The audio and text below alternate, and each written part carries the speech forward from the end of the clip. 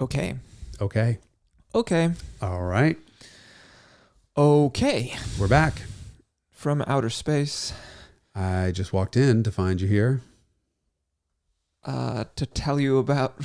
With that sad look upon your face. Come on. Okay. Anyway, we're back. This is episode 100 of the Carmudgeon Show. My name is Jason Cammisa. His name is Derek Tam-Scott.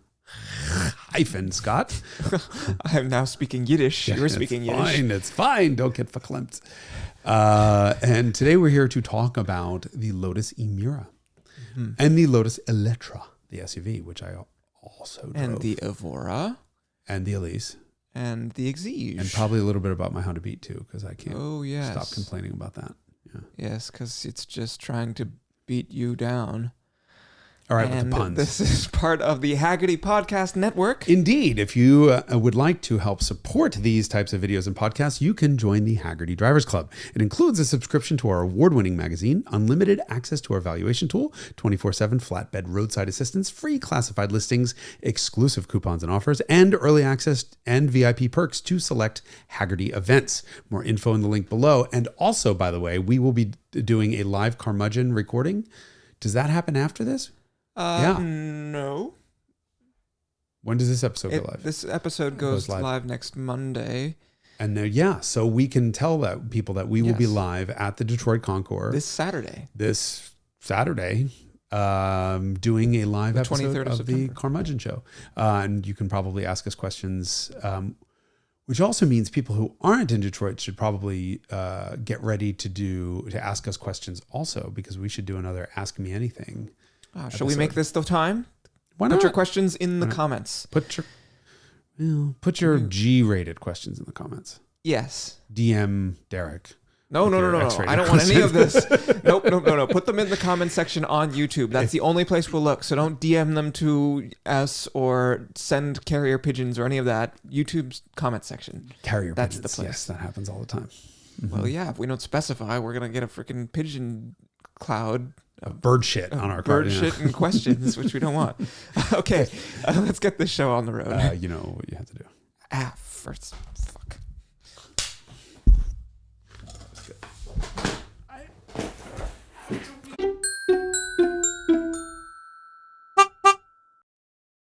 And I had so much cyanuric acid in there that it was rendering the chlorine ineffective. And the only thing to do at that point is dump it. So dumped now it. The bay's on fire because you dumped that water in it. No, it's right. It was. I mean, it's still less chlorine in it than a swimming pool, like a public swimming pool, which would be 20 to 30 parts per million. I see. However, we're not here to talk about water chemistry. We are here at the Carmudgeon Show, and I'm sleep deprived, so I take no responsibility for what I say. From pond maintenance. Just yard maintenance. I ran new wires for speakers at the end of my property because, you should walk out of your house and not be blasted with speakers mounted on the house. You should walk out of your house and be graced with sound coming from the great beyond. You have a backyard. I have That's a backyard. nice. So do you. Nominally, yes. Okay, let's see. It's I won. Anyway, we're not here to talk about ponds. We're here to talk about Lotus. Things from across the pond. Oh, fantastic. Yes. Shall we do the entire episode with a British accent? I think some Brightons would probably commit suicide if they had to listen to that. Probably. Is that a bad thing? Sorry. Anyway, that was my attempt at dry British humor. Anyway, Lotus is. Yes. We have driven an Emira. Yes, the same one, in fact. At the same time. Well, no. We were in the same car at the same time, but we drove it. We did not drive it at the same time. That's true. Fuck, I need a nap. Should we dive into this, or should we just go back and talk about Evora and the evolution of Evora? Or we could do an entire whole ass Lotus episode. True, because I drove the Eletre. Yes. I don't know how to pronounce that in English. That sounds right. Eletre. I think people are just going to end up saying Electra. Electra. Like the other word in English. Yeah. So the Eletre is the electric SUV. Okay. So we can talk about, so we've talked about Elise, Exige in the past. You've had a lot of experience with one. I own one. It is the purest sports car in the world, period, full stop. What's your experience with Evora? I've driven one only, 12 years ago, almost 12 years ago. My ex had an Exige, so I had a bunch of seat time in the Exige. It was a naturally aspirated Exige. It was a 2006, the only year of the Exige being naturally aspirated. So I had a shitload of time in the Exige, and then we went to look at the Evora, and I liked it better generally. It's a car. Than the Exige. Yeah, Exige is and not also a car. the noise. I'm very sensitive to car noises, and to me, the engine, the 4-cylinder engine in all of those cars, you know, if it's not a Honda K-Swap, is not a sort of centerpiece of the experience. You know what's wild? So we were both in that Series 1 Elise with the K-Swap, and I would sell my car for that in a second. That experience in a Series 2 Elise. Yes. But I just also drove another Series 2 naturally aspirated Elise with an intake and an exhaust on it, and it was every bit as spicy as that Honda. Really? 96% of the experience. Really? Yeah. So that's a cheap way. It's a lot cheaper than doing a K-Swap. yeah, I keep thinking, well, I'll sell my supercharged one and buy a naturally aspirated one. The problem is I have the digital dash and I'm not going. So I upgraded to Lotus together with AIM or AIM. I don't know how it's pronounced. Made a digital drop-in plug-and-play digital dash for And that it was car. such a pain in the ass that you're not willing to do the installation again? It actually almost put me in the hospital. Running one of the wires, my arm got trapped. Did I? Yes, I think you have recounted, I've recounted the story. this, yeah. But anyway, it was an extrusion and it was sharp and my arm got stuck and I had to call a friend who's a nurse because I had blood pouring down my arm and it was fucking nightmare. Anyway, I'm not doing that again. Noted. So I guess you have to take the supercharger off yours. it's a SC delete. Anyway, You'd rather do an engine swap than buy another car and do the AIM I'm not dash doing any install more again. fucking engine swaps. I just let's talk about Japanese engines for a second. My Beat, it's adorable. Fuck that car. Just Okay. fuck that car. Fuck Honda. Fuck Soichiro. Fuck K cars. Okay, I like it. It's a lot of fun. We talked about on a previous episode that a friend got in it and drove it, and I think money shifted it because the timing belt jumped 2 teeth. I think we mentioned everything. It's been so long ago that we recorded that. I boroscoped it. There was no piston valve contact. Everything is totally fine. There's a spring that pretensions the timing belt that got chewed up when the belt flapped around. Other than that, no carnage. So I put the whole goddamn thing back together with a new belt, new pulleys, new water pump, new everything. Starts, runs perfectly. As soon as I go to take it for a drive, starts running like shit. Oh no, it throws a check engine light. Oh, this we have not discussed. Yeah. Throws a check engine light. I'm like, what do you want? And so because check engine lights can flash out codes, I'm like, this is amazing. Yes. And it flashes a code for the cam position sensor, which Honda calls the cylinder position sensor. And okay, the last time I put it all back together, I had a problem where I clicked the sensor in, but I didn't fully click the connector in. Like it wasn't a full positive click. I'm like, oh, okay, no, it's just doing it again. So I turn it off, I pull the connector out, I push it back in. It doesn't really want to go, but I got it in, started it, same code comes back. I spent 45 minutes fighting with this thing. I put contact cleaner on it. That made it click in super nice and easily, but the code kept coming back. So I'm like, you know what? Fuck it. I just don't care. So I start the car and now to drive it home from my shop and the light goes off. I'm like, okay, Honda fixed itself. Yeah. As soon as I started moving, it misses really badly. It sounds and feels like it's running on 2 cylinders of the 3 until you hit 3,000 RPM. If you're under any load, it's down, down, down, down, down, down, down, down, and then pulls to 85 like it's nothing. Of course, I panic like, oh no, I'm off a fucking tooth on the timing belt.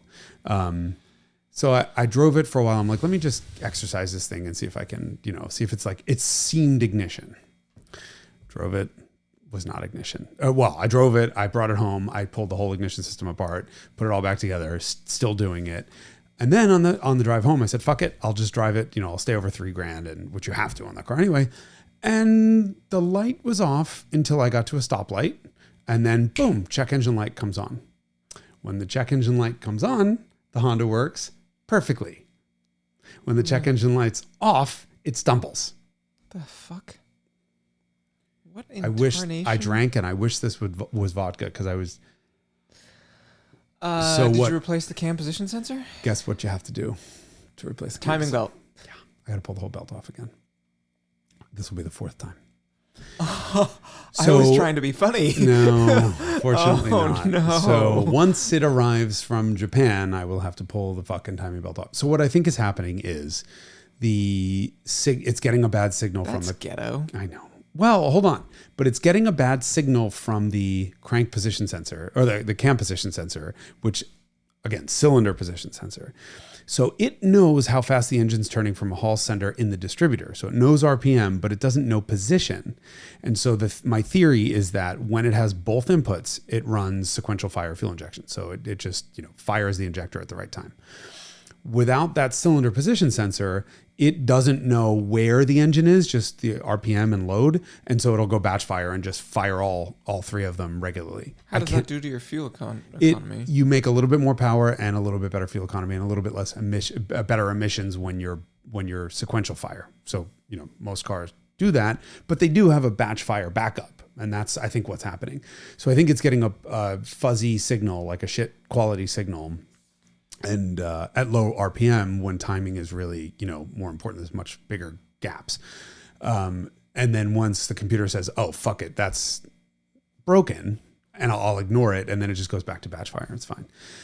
My theory is that, so when the timing belt jumped on the last one, it chewed up the spring that pretensions the tensioner, and I'm going to be willing to bet one of the pieces of spring is stuck to the magnetic cam position sensor. Mm-hmm. So I could probably just pull it off, clean it and put it back in and it'll be fine. But if I'm pulling the belt off, I'm going back in with new parts. So you're going to put another new timing belt in? Well, same belt. I mean, same belt. I can untension it. But the other thing that's very annoying is because the other one you had to replace because the spring chewed it a little bit. Yeah. Yes. And it still probably would have been fine, but I wasn't taking a chance. I mean, if you're going to go through the trouble. Yeah.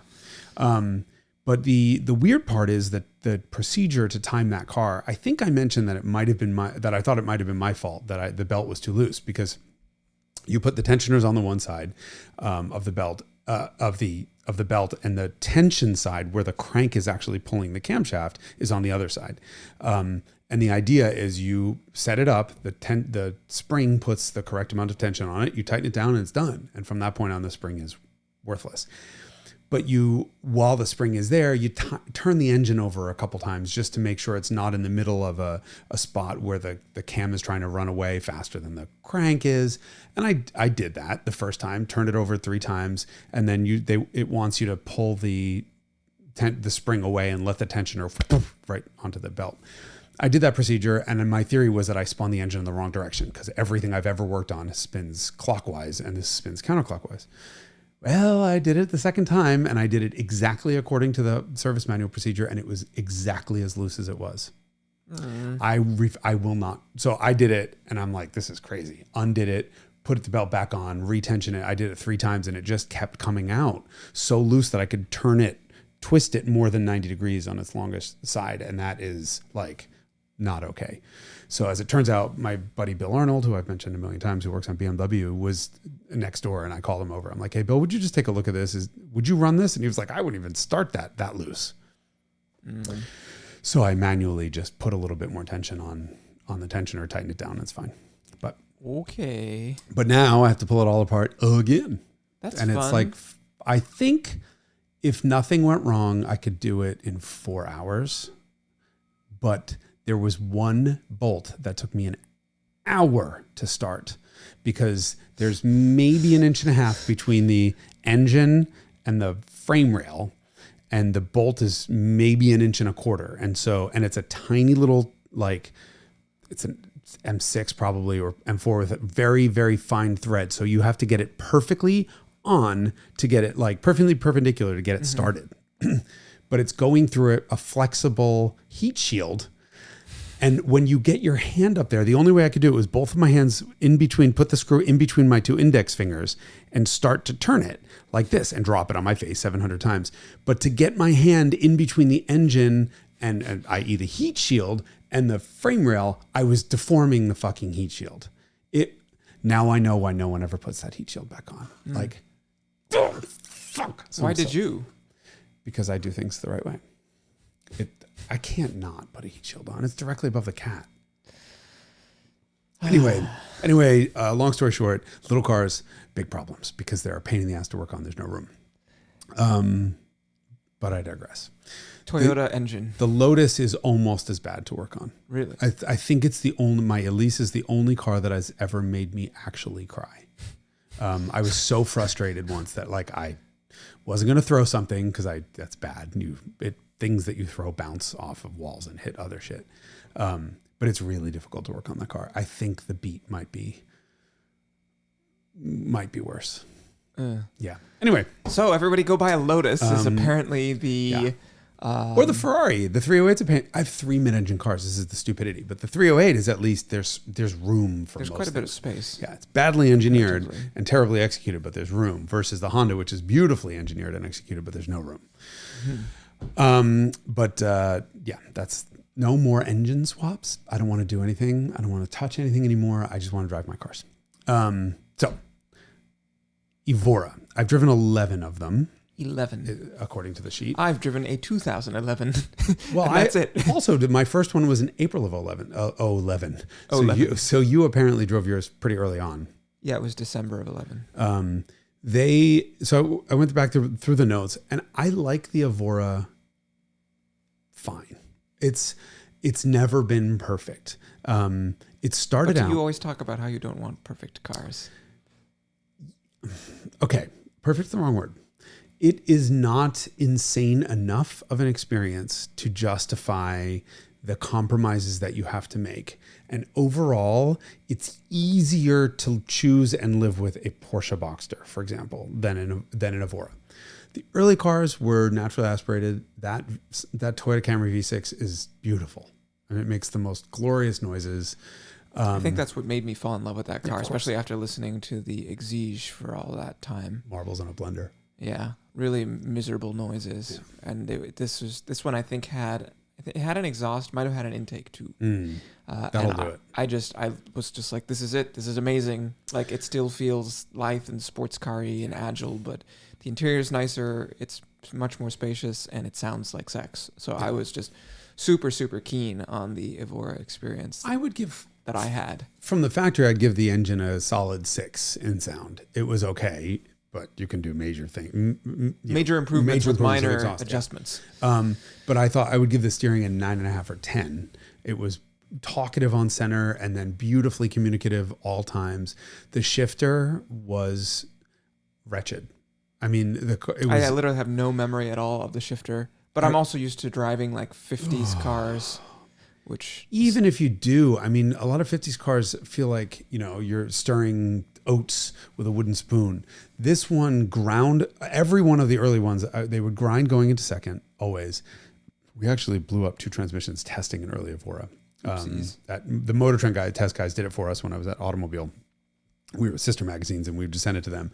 And he blew 2 trannies and the thing. It just will not, he bent the second gear shift fork was what happens. And you cannot rush that 1-2 shift. It doesn't want to do it. And you can grind it in and bend shit.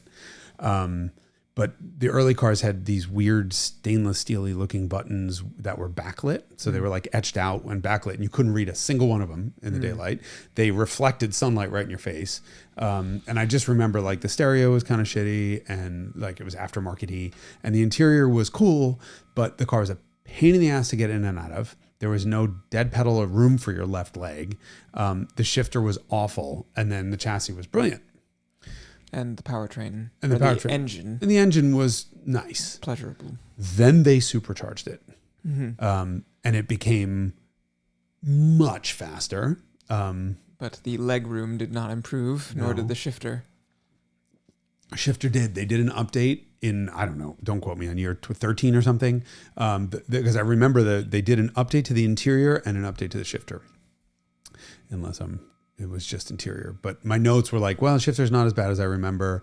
But it's still bad. But it wasn't great, but it worked. And they did update the interior, especially when they came out with the 400 and then the GT. Yeah. And so that was the 400 horsepower and 410 horsepower late one. That shifter went from being terrible to, I'd call it good. The engine went from sounding good to holy shit, like from a 6 to a 9.7.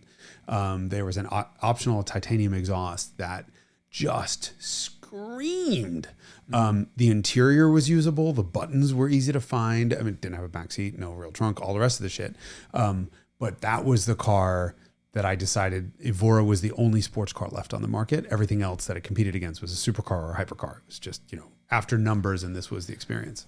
In the like above Miata 86 price point. That was a car that we had at Road and Track's Performance Car of the Year testing. And, we had a McLaren 600 LT there, and we had a Huracan, I think it was whatever it was, had the rear wheel steer. I'll never forget that. It was amazing.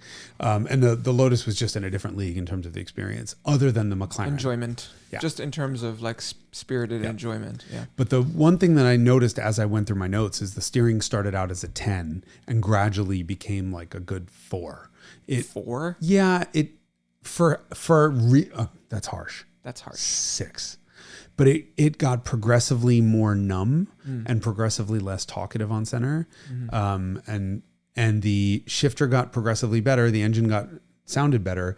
And the interior got better, but there was never all of the magic all in the same time available in the same car. So I would have never bought one, and I didn't.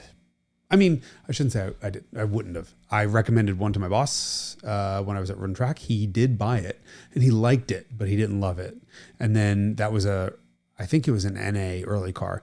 And then after I drove the 400, I'm like, you need to get a GT, like no question about it. And he's like, I fucking had this. I'm done. It doesn't matter. Like, I don't need to go back and experience this car again. And he test drove one and bought it on the spot. It had fixed all of the complaints that he had. But to me, then the steering wound up being like annoying. But is that the only real fly ointment?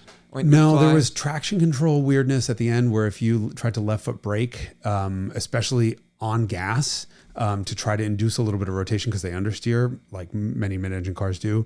Until they don't. Yeah, until they snap out and try to kill you. It would slap you on the wrist, but it was a full 2-second throttle cut. So you're on track. Like, you get on the way in the corner, you finally get the car to rotate on the way in and you go for the gas and nothing, press, and then it wakes up and throws you fucking sideways. And what it did was anytime you got that throttle cut out, it also turned traction and stability fully back on. Yeah. And so it ruined... So you're messing around with buttons and shit and the car's not... Yeah, it's just not doing what you want to do. And ultimately you're going to friggin' spin it because, you're trying to induce a slide and then you can't carry through. So it never ticked all of the box. Like, it never got perfect. And now we have the Emira. Plus the Evora looked like a friggin' Tesla Roadster to me, always. Yeah, it's pleasant to look at, but it's not... it's not heart-rendingly beautiful. No, it had... The coolest detail was the way the roof touched the rear fender. There was like a quadrant, like a spot where the pillar looked like it went down to like a millimeter thick. Yes, and Zagato did the same thing on one of their like probably 2000s Ferrari concept cars, and I just think it's the coolest thing on earth. Pegaso also did it in the 1950s. It's awesome. But yes, I agree with that. Yeah. But it looks special. I think it's more interesting than a Porsche, right? Just by virtue of it not being a Porsche, it's got some benefit. Okay. I'll give you that. I probably always would have I would certainly have bought an Evora, the later Evora, over a 981 Boxster or Cayman. Like, no question. Those, especially the four cylinders, forget. It's not even like, that's not a car. It's not a Porsche. It deserves to be lit on fire. But even the 6-cylinder ones, they were fine. But I would have had an Evora because of specialness. Emira. I'm going to let you talk now because I've hijacked this episode. The standard of care that I use when evaluating a driver's car is tight, bumpy roads.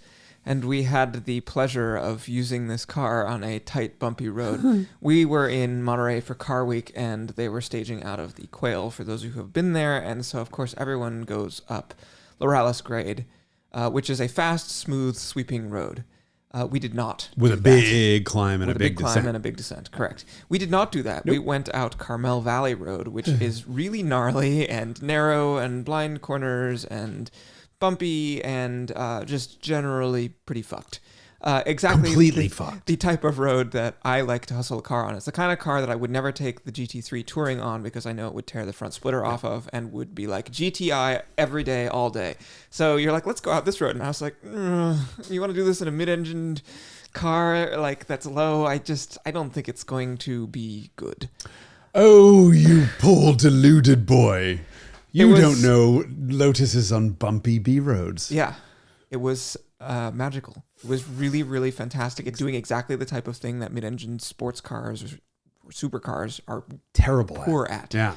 So I was immediately just won over by that characteristic. You kept doing the crash position, assuming the crash position in the front seat when I was driving, because I would like turn into a corner and we'd be able to see through it, and there'd be these huge swells and bumps, and your knee kept like hitting the dashboard. Like, no, you're bracing in for impact, and it never happened. Yeah, and that is not a like I think we're gonna die. It's a I think we're going to tear part of the car off reaction. So to put this in perspective, just how well that car did, I don't think I told you this, but I sent Larry, the one who owns an Evora, out onto Carmel Valley Road. He was driving a Z06 Corvette. And they are stiff. That new Z06 is stiff. And he was like, well, there are no good roads around. I'm like, bullshit. There's Carmel Valley Road. And he's like, isn't that like fucked with traffic and bumpy? And I'm like, it's bumpy, but it separates the men from the boys. And I think Corvette's dynamic team is good enough that they'll be okay. And in the past, I've been there. I think I told you the story where yes. I was in a STI, and Subaru's PR head is this, like, he's just a fucking masochist. But he loves to torture journalists. He loves to torture cars, but he knows his shit. And so he would always do, he always does like STIs and WRXs on that road because they're fucking uncatchable. And I was in there was a Mustang launch there once. That was a big fuck up by the Ford team because we all almost fucking died. But this STI launch was like ridiculous. The car could just do 60 miles an hour through this, like, you know, it's a 55 zone complex of fucking jumps, bumps, just stupidity. And I caught a Viper. You caught up with a Viper, just some guy out for a drive. Some poor motherfucker out for a drive, and I'm on him because I would like to move by him at a very high rate of pace. A very high rate of speed, and there's a left-hand bend into like a bridge that has a big foot, like a step up onto the bridge, and then very narrow, and then there's a right-hand turn past there. It's like straight on the bridge, and then it's a hairpin right. It's fucking hairy complex. And we come in, and the Viper hits that whoop and just spins, does a complete 360 in his path, on the bridge, maybe missing both walls by a foot on either side. And I, pull up next to him when he pulls over, and I'm like, you okay? And he was like, yeah. I'm like, see you, bye. I mean, this is the type of road that destroys cars like this. Yeah. Larry turned around in the Z06. He didn't even make it to the bridge. He made it. He was like, it's scraping, it's bumping. It's like, I'm going to destroy this car. GM's going to kill me. I got to go. We went out full bore with absolutely no regard to let's avoid the bump or it's going to scrape under full lateral G's on this half jump in the middle of a corner. Wow. Yeah. Wow. Yeah, I take back everything I said about mid-engine cars not being suited to that type of use because the car did brilliantly in that. Yeah. And so this was a V6 launch edition. Mm-hmm. Yes, because they come with the multiple transmissions and multiple powertrains. You get a Mercedes 4-cylinder that's turbocharged, or the Toyota V6. Yep. And with or without a manual. Yeah. And so this was the Toyota V6 manual and Pilot Sport Cup 2 tires. Mm-hmm. So the grip level was just genuinely stupid. Mm-hmm. Did we ever actually slide around a corner? No, but you seemed like you were concerned that might happen while I was driving. I mean, I'm a terrible passenger, but that fucking grip level is just ridiculous. The car was dynamically magical on that road. Steering. Okay. So I pride myself on the ability to move a car 2 feet and tell you if it's got electric power steering or hydraulic power steering. Mm-hmm. And we moved 2 feet. I'm like, oh, it's hydro. Right. And in my defense, on the internet are many mentions in reviews of hydraulic steering on this car and many mentions of electric power steering in this car. Like Did we ultimately determine that it depended on the powertrain? I don't know. I don't know what the fuck the deal is, but whatever. For the moment, I was like, holy shit, it's hydro. As soon as we're at speed though, I'm like, it's dead. Like it's got nothing coming through on the straight ahead. Shit, it's electric. And they fooled me by just making it heavy effort at parking speeds.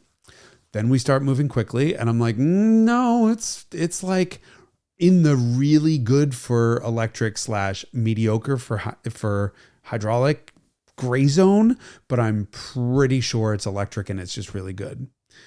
Then we came to a stop again and went into a parking lot. I'm like, it's fucking hydro. It is hydraulic. We didn't actually determine this. I never found a brake fluid, a power steering fluid reservoir. But you did determine it.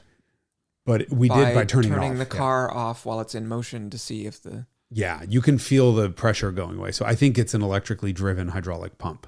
Mm. And I will say that by Lotus standards, it is not great hydraulic power steering.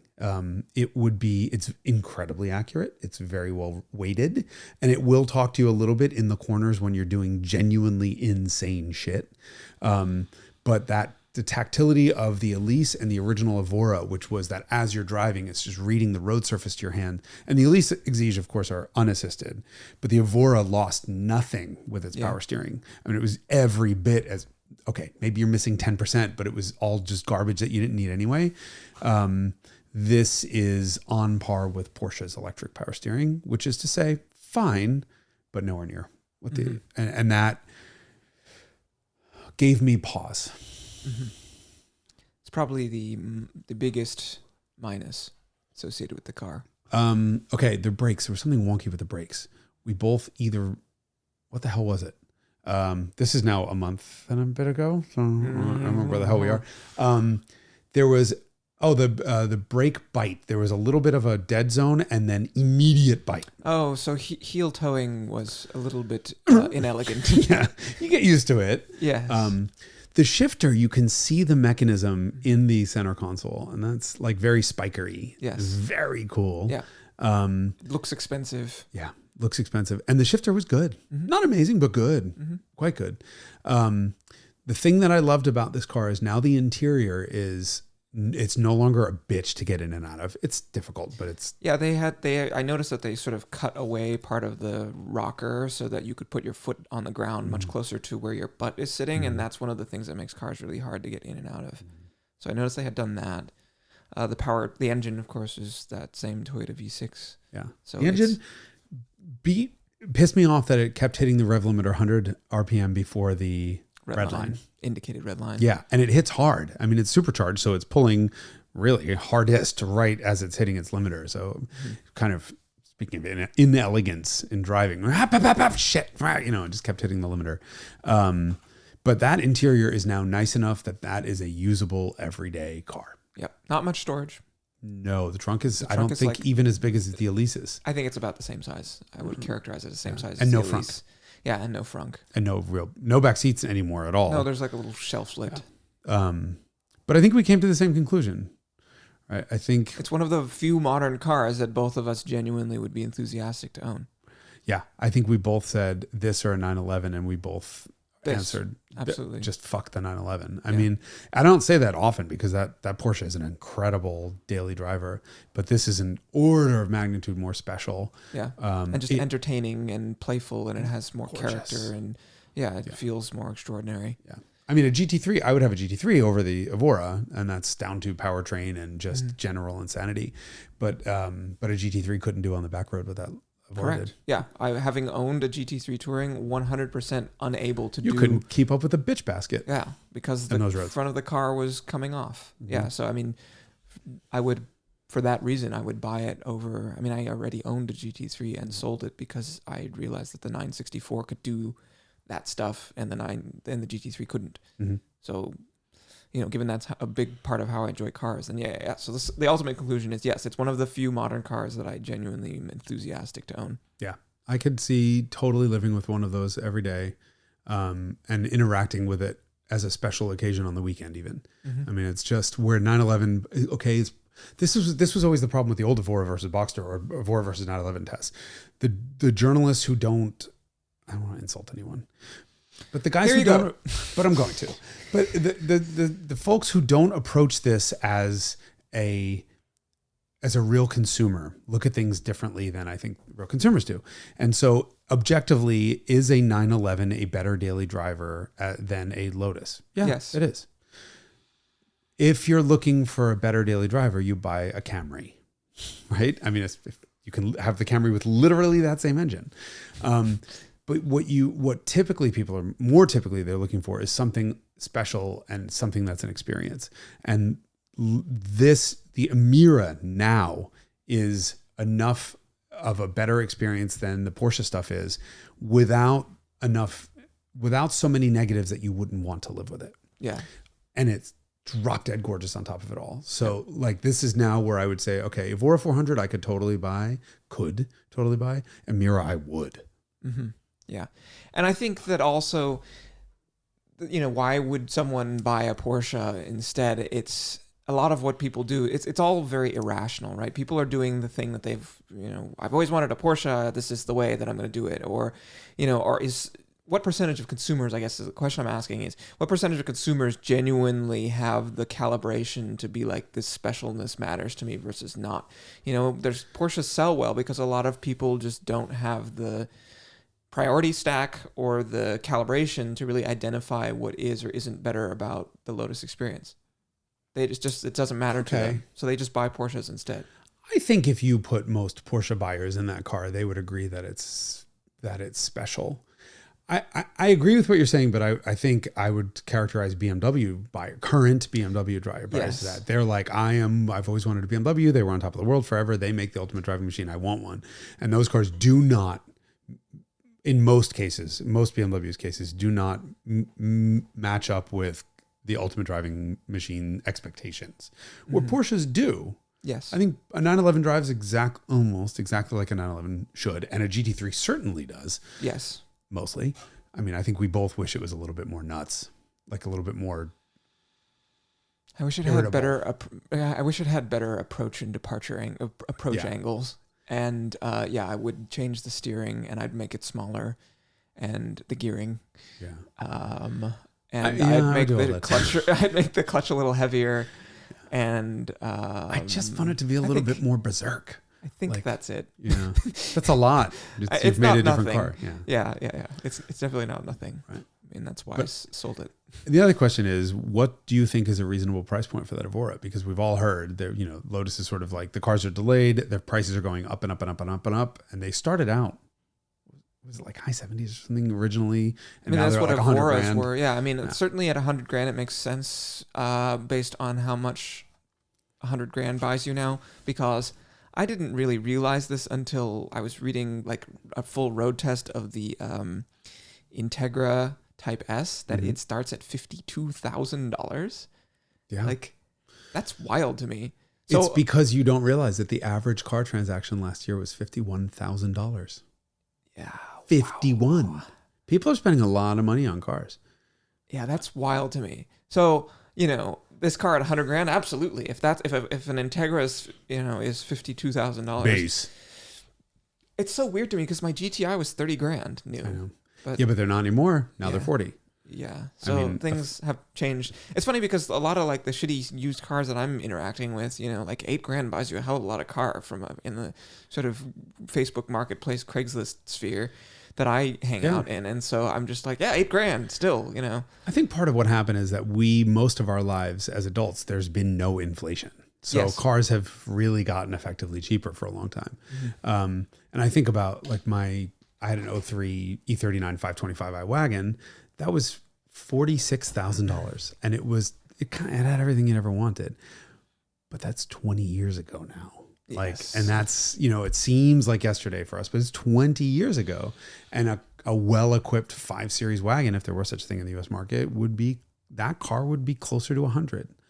Yeah, I mean, like Audi Allroads, I think are like 80 grand because I rented one and then I was like, oh, this would be kind of a fun daily to run around in. A6 Allroads, and then I got home and configured one. I was like, it's in the 80s. What the hell? I mean, the joke is like that, to me, those are $50,000 cars. Yeah, absolutely. 55. A GTI should be 23. Yeah, like a GTI should be $23,000, maybe 30 if it's fully loaded. Yeah, but like the cheapest car you can buy now is like $20,000 or something like that. Oh, it's gotta be more than that. Like Mirage. Yeah, exactly. Mirages, I think, are like 16 or something absurd like that, which is absurd to me because that should be like a 99, 95 car. Right. But I'm not paying 16 whole $1,000. I mean, that's because part of, even though you have a tendency to sound a little bit stuck up when you're like, well, this one time when I was driving a Delange, I passed a Delahaye, and no one knows what any of this shit means. But you still do play in a shitbox sandbox. Yeah. Right? I mean, I was just talking yesterday. I changed the oil in my C43, and I was like, man, I freaking love this car, and I paid $12,700 for it. You should really bump that up for on the air. So if you go to sell it one day, he paid $37,000. No. If I just do like if I put a 5.4 in it, then it doesn't matter what I paid for it. Yeah, no. I mean, with a couple exceptions, every car that I've ever bought is under 10 grand. I mean, I kind of have the most fun in that. So we stay in this sort of like shitbox playbox, and shitbox sandbox playground, shitbox playground. That's even better. And the rest of the world is getting much more expensive, and so these cars are. I don't know if I have the. I don't think I could spend $100,000 on a depreciating asset. I think I've just worked too hard to save the 4 pennies that I've been able to save. You wait until they are $70,000 or something like that. I don't know. I think that it's not depreciating anymore. Yeah, but it will. Like I thought that when I bought my 911 100 years ago. I'm like, oh, it's $40,000. Yeah, but your Lotus has not. Lotus is not. Yeah, it's true. If it's a special enough experience that enough enthusiasts are enthusiastic about the enthusiast, the way that enthusiasts are by definition. Yeah. I don't know. I'm cheap. Well, although, I mean, I really would mortgage the house and the other cars to get a Aston V12 Vantage S manual. But you know what? I say that and then I don't do it. Yeah. Because the sales tax alone on that car is more than I paid for most of my other cars. Yeah. I can't. All that to say that it's a very fairly priced car at $100,000. Yeah, if you're in the market for, if anyone talked to me and they were in the market for any $100,000 to $140,000 Porsche, I would send them right to the Lotus dealership. If you thought that they were the type of driver who would appreciate and enjoy that. Oh yeah, but I think most people would. I mean, just visually looking at the thing, it's different enough, and then interacting with it is different enough. I have to imagine that people are driving around in automatic cabriolet 911s are not the type of person who would be like, yes, I prefer the Lotus experience. But aren't half of Porsche sold manuals? Half of 911s or more? I mean, certainly on the GT3 where there was available in both configurations, the take rate was in the high 60s. High 60s. Yeah, VW just killed off the GTI manual, but the take rate in the US was over 40%. So what the fuck? Well, here's why. The US GTI is built in Germany. Germany's plant. It is? Yeah. Not Mexico anymore. Not Mexico on the Mark 8. And so the Mexico plant builds Jetta GLI now and can continue to build manuals. Manuels in Mexico. Germany, Europe, they're just done with fucking manuals and they can't get them past. They can't cheat the way they do on automatics for the emissions testing. Optimize. And so they're killing off all their manuals. I think Volkswagen learned their lesson. They're not optimizing on anything anymore. Yeah, but they do. I'm just kidding. I'm just trying to be funny. Look, all of them optimize for the test, and you can play more games with. You can play more. That sounds wrong. You can engineer certain behaviors in an automatic car that allow it to emit less on test when they probably don't in the real world. But that's just they're complying with the letter of the law, and that's as long as they're doing that. Everyone's doing it. It is the way it is. They're having a harder and harder time complying with Euro CO2 emissions levels with the manuals. And even though 40% of the GTI sold in America are manuals, 40% of not a lot of cars is not enough cars to keep developing a manual. Yeah. And so it's dead after this generation. Meanwhile, I just got a text from BMW that over 60% of M2 sales are manual. I think it was over 60. It's over 50 or over 60. Either way. So at least M2 is doing well. I mean, this will be Yeah, the but last Volkswagen one. was too, and they still didn't give a shit. Yeah, but I bet You're talking about global 60%, or are you talking about US 60%? But I bet globally it's but I bet BMW is selling more M2s than Volkswagen is Mark 8 GTIs. I've seen 3 M2s this last week, and they've been on sale for a day. And I haven't seen a Mark 8. I've seen 2 of them maybe ever. I just don't think they're selling. Yeah, and rightfully so, Americans because they don't have want. buttons. And because they cost so much. Well, and the next generation is going to have buttons and fucking window switches and all the rest of the stuff, and it's going to be an automatic only. And not sold in the US.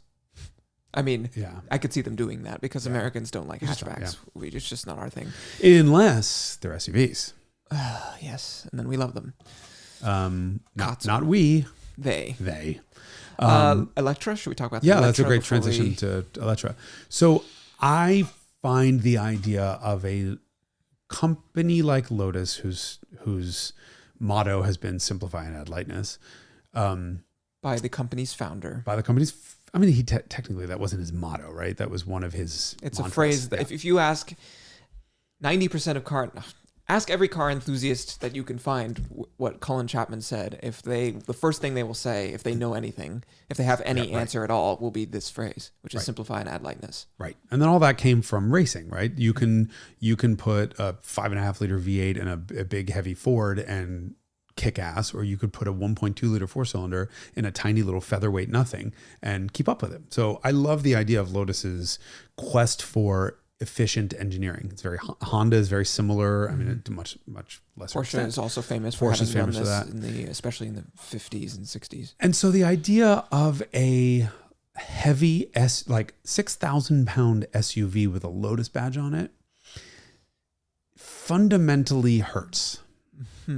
Especially because it wasn't like a subtle, someone progressively falling off the wagon and becoming progressively sort of overweight over the years. It was like, boom. Yeah. Very discrete change. 6,000 pounds. It's suddenly more than 2.5 times heavier than the next heaviest car they've ever made. That's gross exaggeration. Ever. Yeah. 6 of them weigh more than every Lotus ever produced. But Ferrari tiptoed towards the SUV with the FF and the GT4 Lusso, and it just didn't work. They introduced 4-wheel drive, and they tried. So and Ferrari was always kind of a brute force company. A lot of displacement. They didn't have in their DNA this sort of pared back ethos. But Porsche did and jumped headfirst in with Cayenne. So I have to. The 928 was a bridge. They made an automatic. The 928 was so heavy it fell through the fucking bridge. Exactly. The point is that Porsche had made other products that were automatics and V8s and kind of snoozy, high speed, Autobahn cars. Yeah. I mean, Lotus has made? I guess they did the V8 Esprit, but otherwise they've never made anything. That car started out as like 2,600 pounds or something. Probably less. And for the 4-cylinder early carbureted cars, if I had to guess. Yeah. Anyway, yes. So it's very discontinuous with Lotus. And then you look at it, and I'm a sucker for green metallic. Like, I just had an Alfa Romeo Tonale that I keep forgetting to write a Cammisa verdict on, and I just can't be objective because of that fucking new Alfa green. It's so gorgeous. I never thought I would want to Verde Montreal. Verde, oh my fucking gado. Was it Montreal? They use that color, I think, it appeared first on the Giulia Quadrifoglio, and I think that's what it is. Oh, it's stunning. And so we drove this Eletre in a similar, not as quite as spectacular, but gorgeous green. Mm-hmm. And I didn't actually notice that it was ugly. Yeah. I mean, it is, and it looks a little bit like a fish, but I didn't actually notice because of the color. The color goes a long way. And the interior went a long way also. Okay. Other than the fact that the dashboard has the 2 pods on it that look just like the spoiler on the Pininfarina Battista, I can't unsee that. So every time I looked on the inside, I'm like, there's a Battista wing in there. That interior is fucking fabulous. Yeah. It's gorgeous. Top of the, I don't even know whose interior is nicer. You'd have to go, I mean, different because it's very technical. Right. Cullinan is trashy. Yeah. Bentley Bentayga, I don't think is as nice as this interior is. It's also more kitsch, I guess, because Bentley is using this motif that has been knurling. And the just acres of veneer. I mean, you can't sell a Bentley and not have that, but it's a very that's probably the most backwards looking part of the entire car because it's a Bentley. It must have that. Yeah. Whereas the Lotus is not. That's true. Beholden to some sort of consumer perception about what the interior of a Lotus should be. So they can be very avant-garde and technical and not backwards. And they did. Yeah. I mean, it's got so in front of both passengers, symmetrical dash, and in front of both front seat passengers is a very small readout. And I've sort of always questioned the acres purpose. of screen. The purpose of a screen for right in front of the passenger.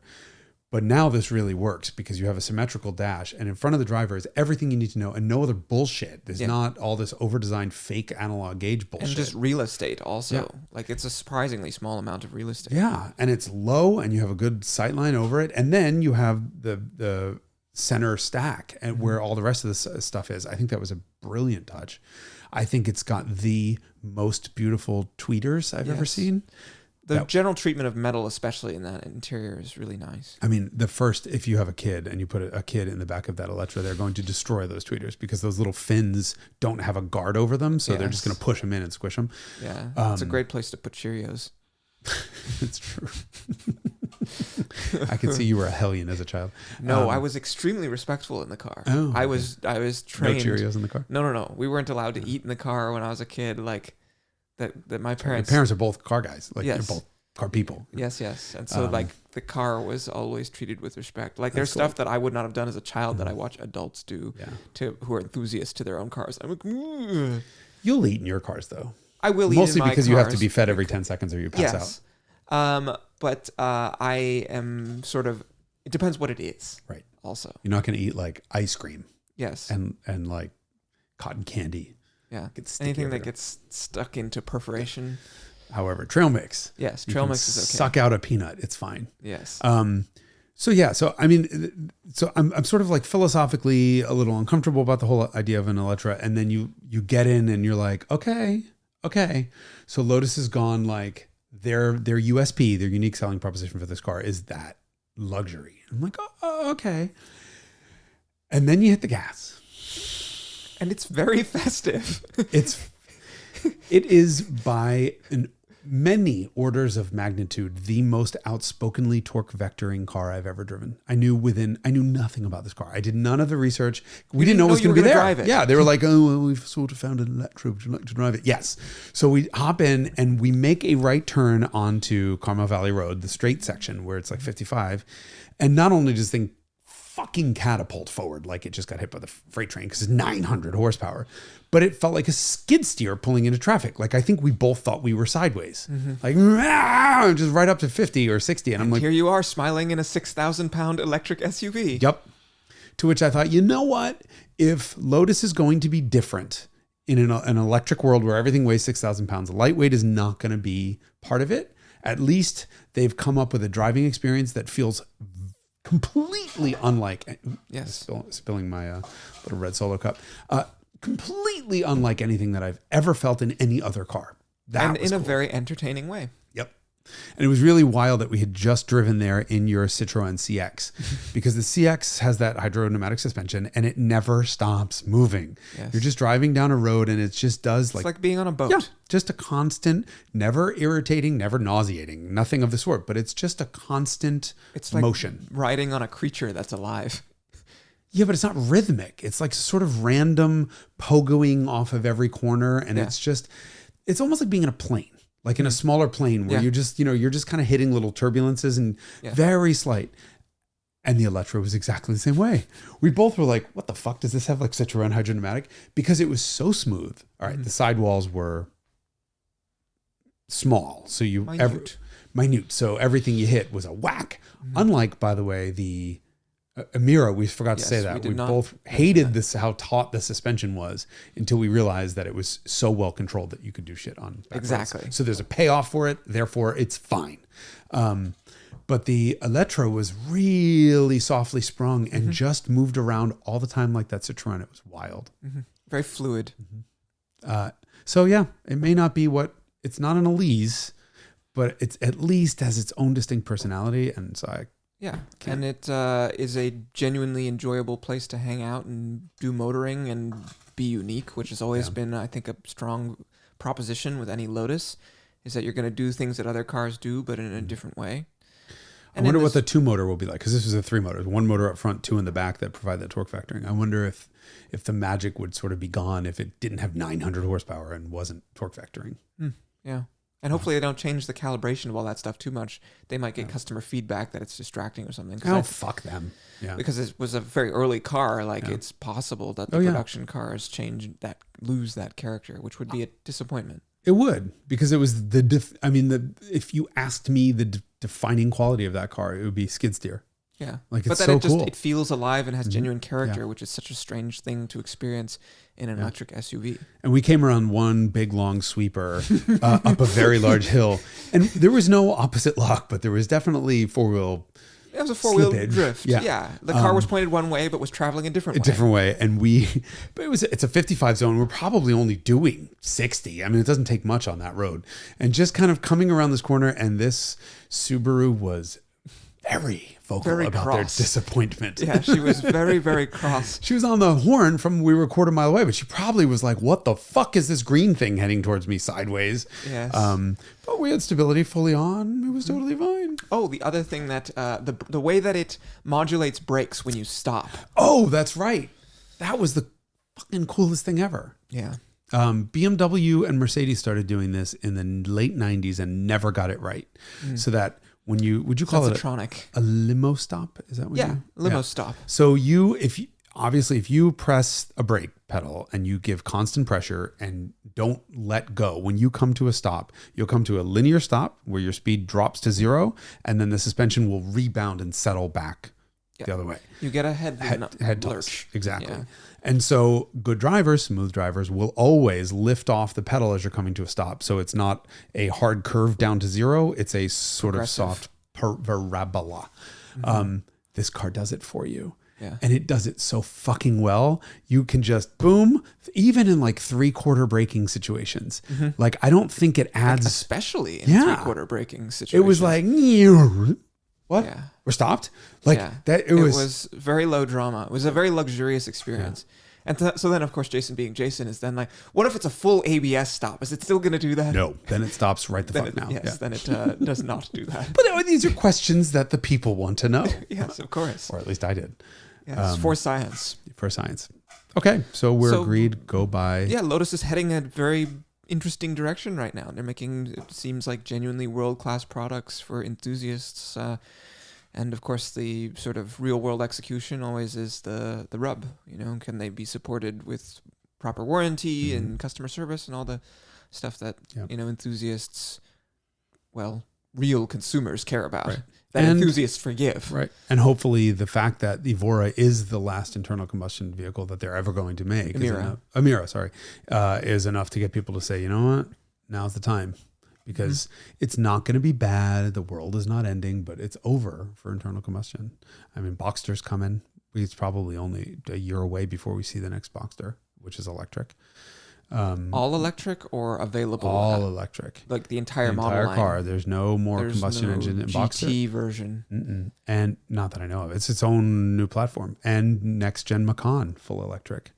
Porsche's jumping in quickly. Remember that the best thing to happen to Volkswagen, this is so fucked up to say, was Dieselgate. Right? Yeah. It forced the company to really look at all of their internal combustion engines and say, we can't be left behind. And that means killing the diesels very quickly and concentrating on on EVs. And Taycan was not a success, I don't believe. Commercially. I mean, a successful product. I just don't think it was that compelling of a product. It's beautiful. It handles well. It does Porsche-y things very well, but doesn't put a smile on your face and goes 2 feet and then it needs to be recharged again. But I think ultimately the VW Porsche group will be out further ahead because of this. And so, that GT... Because they had a seismic shift caused by Dieselgate as opposed to sort of like begrudgingly like Toyota is. Or Honda or Mazda or Subaru. They're all just kind of dragging their feet on the transition to electric. And they're both right. The thing is, there is definitely still a market for internal combustion. There is going to be a market for quite some time, and certainly for hybrids. And so Toyota's right in saying, hey, listen, we're going to take advantage of this in the interim, let other people do all the development. spent, let them spend all the money, and then we'll copy it off of them when they're done. That is a perfectly reasonable business model. The risk there is that they just get left behind and they fail to have a first mover advantage like Tesla did, for example. So interesting times. Well, there's still old-fashioned enthusiast cars out there, so go buy them. Thanks for joining us for this episode of the Carmudgeon Show. We may even be back next week with more. I hope we are. Me too.